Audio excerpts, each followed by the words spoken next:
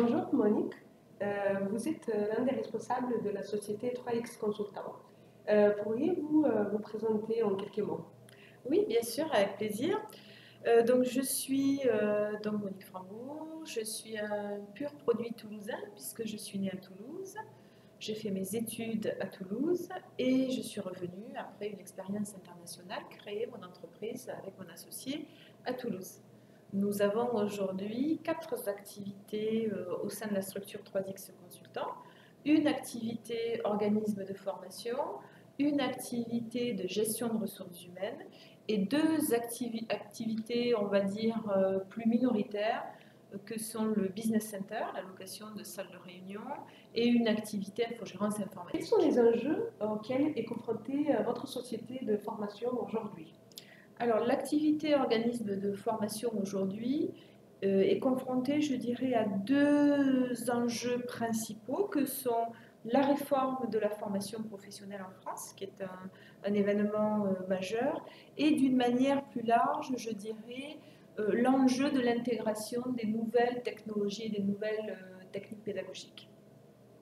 D'accord. Et comment vous voyez l'avenir de la formation professionnelle en France? Alors, je crois sincèrement que l'avenir de la formation professionnelle en France doit passer par un vrai changement profond de méthode d'apprentissage. Je dirais que depuis 20 ans, on entend parler en France, je vais prendre juste un exemple d'e-learning, mais depuis 20 ans, les Français ont énormément de mal à s'asseoir tout seuls dans une pièce et à s'auto-former. Les Français ont du mal à lire la notice d'utilisation d'un appareil. Donc, l'auto-apprentissage et l'e-learning, il va falloir que ça passe par un vrai changement de mode de fonctionnement des Français. Et on sait que la nouvelle réforme de la formation professionnelle en France est entrée en vigueur début 2015. Comment votre société de formation s'adapte à ces nouveaux changements? Alors, je dirais qu'en ce qui concerne la réforme de la formation professionnelle, nous avons anticipé l'arrivée de la réforme et nous avons entamé une réflexion quelques mois et même années auparavant, je dirais. Et déjà l'année dernière, en 2014, nous avons organisé des conférences d'information et de sensibilisation sur le sujet de la réforme auxquelles nous avons invité nos clients.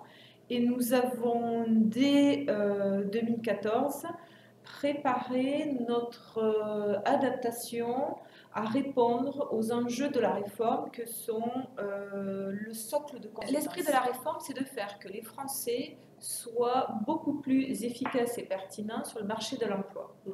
Donc on parle d'employabilité et pour favoriser l'employabilité, dans la réforme ont été définis différents axes, dont un socle de compétences de base.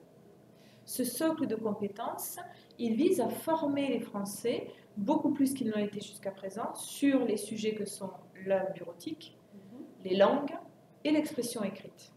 Donc nous, chez 3X Consultants, dès l'annonce de cette réforme, nous avons travaillé sur ce socle de compétences. Et aujourd'hui, nous pouvons proposer complètement en harmonie avec cette réforme des formations bureautiques associées à un diplôme ou une certification, plutôt, ce serait plus exact. Nous sommes centre agréé PCIE pour ce qui est de l'informatique. Nous proposons également des formations et une certification sur le sujet de l'expression écrite. Nous sommes centre agréé Voltaire, donc nous pouvons délivrer le certificat Voltaire. Et nous sommes en train de faire des choix sur les certifications en langue. Il y en a plusieurs, donc là il va falloir faire probablement pas un seul, mais peut-être plusieurs choix, mais ça c'est en cours de réalisation. D'accord, merci. Et nous avons parlé tout à l'heure de nouvelles technologies et de numérique qui entrent petit à petit dans le monde de la formation. Comment accompagnez-vous vos clients dans le besoin d'innover dans leur offre de formation? Alors, dès l'année dernière, nous avons mis en place des formations online. Nous devions répondre à un besoin très précis d'un client qui avait besoin de former du personnel qui n'était pas sur les mêmes lieux. Donc nous avons mis en place des sessions de formation avec un formateur sur un site et des participants, chacun dans un site différent. Ça permettait de faire des séquences de formation animées par un formateur, mais en se défaisant des contraintes géographiques.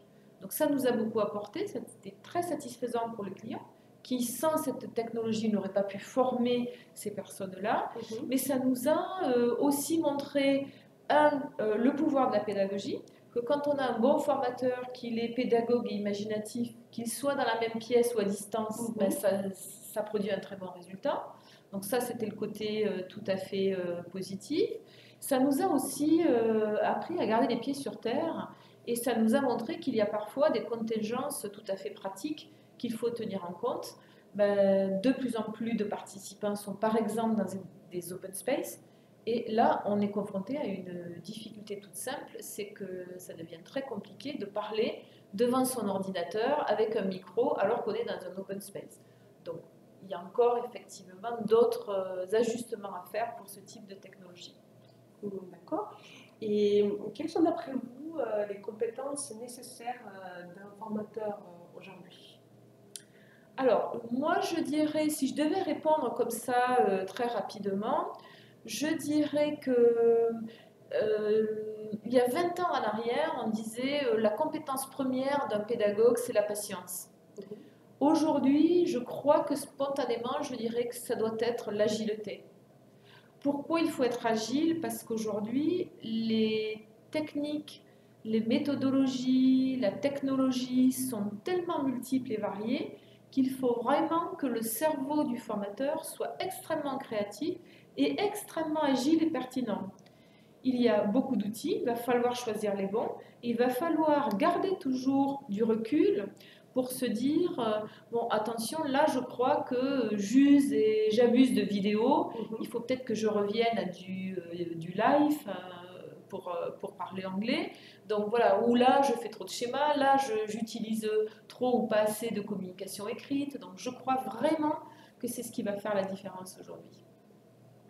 D'accord. Et auriez-vous des conseils à donner aux lecteurs de Formablog? Alors, qu'est-ce que je pourrais conseiller aux lecteurs de Formablog? De lire, d'écouter, de regarder, d'être curieux.